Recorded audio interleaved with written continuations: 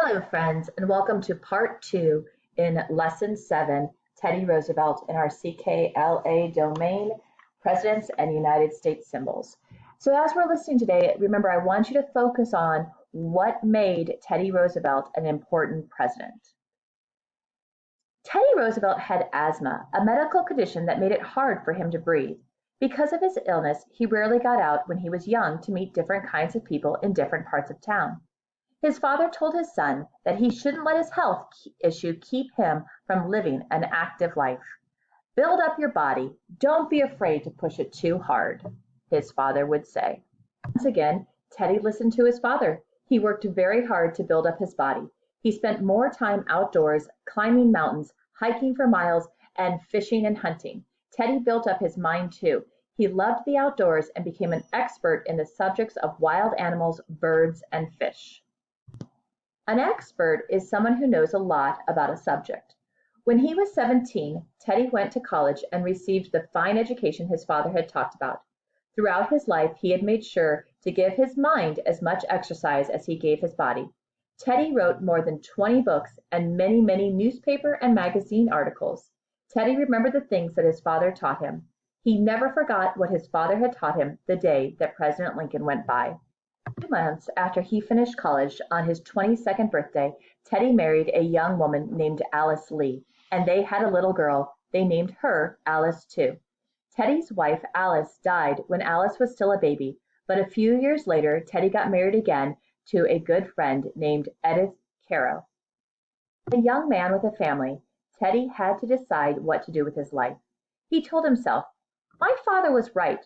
I must use every day I have in this world to do important things."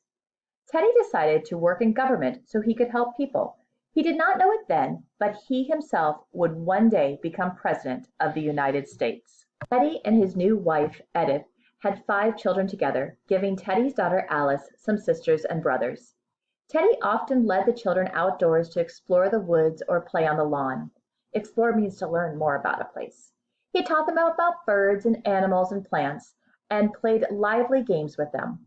Once, when another mother was visiting his wife, they heard the laughter outside. Looking out the window, they saw Teddy and the children playing dress up and running across the lawn. Edith Roosevelt smiled and told her friend, "I have no trouble controlling the children, but controlling Theodore is impossible." His wife also called him Theodore, like his mother did. In those days in New York, making sure that the government was doing a good job was a tough business because so many dishonest people worked in government. Teddy's friends told him that nice people like him did not get involved. Teddy said, "Things will get better only when good people make them so." To start, he became head of the New York City Police Department. He toured the streets to make sure police officers were doing their jobs fairly and honestly. A few years later, the President of the United States, William McKinley, made Teddy Roosevelt the Assistant Secretary of the U.S. Navy. Teddy felt the United States needed a strong Navy to show the world that it was a powerful country. Later, Teddy left his job with the Navy and went west. He went to lead cowboys and other people from the West. They joined the Army together, and the other soldiers began calling them Rough Riders. Teddy led his Rough Riders in battle and was so brave that when he returned home, people called him a hero. They elected him governor of the state of New York. A governor is an elected leader of a state. As governor, he helped make many new laws to help everyone, rich and poor, old and young, male or female. Later, Teddy Roosevelt became Vice President of the United States. 6 months after he became Vice President, President McKinley died. At age 42, Theodore Roosevelt became the 26th President of the United States. If the President of the United States dies, then the Vice President becomes President. He is the youngest man to ever have served as President. As President, Roosevelt set out to help working people and poor people who had to pay too much for things they bought. President Roosevelt also tried to become a peacemaker. People said, "Teddy wants America to be strong enough to win wars, but he thinks peaceful talking is better." As he put it himself, "Speak softly, but carry a big stick." Busy as he was, President Roosevelt still found time for the outdoor activities he loved as a child.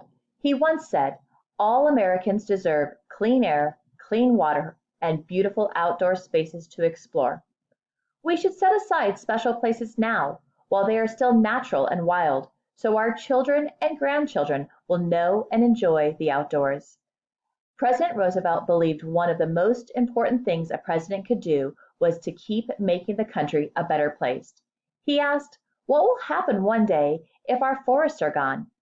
Under President Roosevelt's directions, the government created huge parks and protected forests, lakes, and rivers to keep them clean and natural. He set up special parts of the government to protect America's lakes and rivers and to guard the wild creatures. This effort was called conserving, or saving nature. Today, we still enjoy the parks and wild places President Roosevelt saved. Theodore Roosevelt conserved parks and places in nature for people to enjoy where no one could build on or cut down trees. Teddy Roosevelt helped in another way too. Once, while he and his friends were out hunting, President Roosevelt showed compassion by refusing to kill a black bear. When people heard this story, they wrote about it in newspapers. Some people in New York City who sold toys began selling stuffed toy bears. They called them, quote, "teddy bears," in honor of President Roosevelt. So Teddy Roosevelt conserved nature for us to enjoy the outdoors, and he left us with teddy bears to hug indoors. No wonder we say, there was a great president.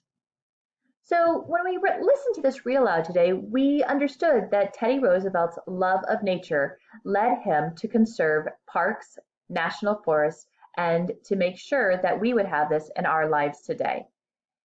So tell somebody in your family what made him a great president.